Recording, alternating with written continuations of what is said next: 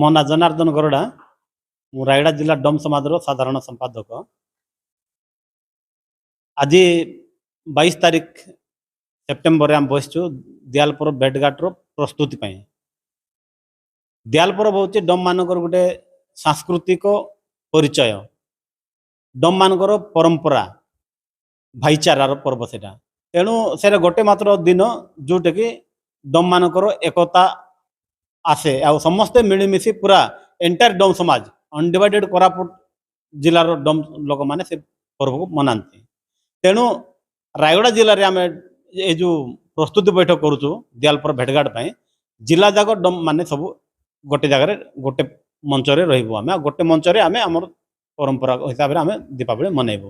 एवं संदेश यहीटा जे आमको जो विभिन्न क्षेत्र में अणदेखा कराई डम मान को खास करी एजुकेशन रे कहतु, राजनीति रे कहतु, किंबा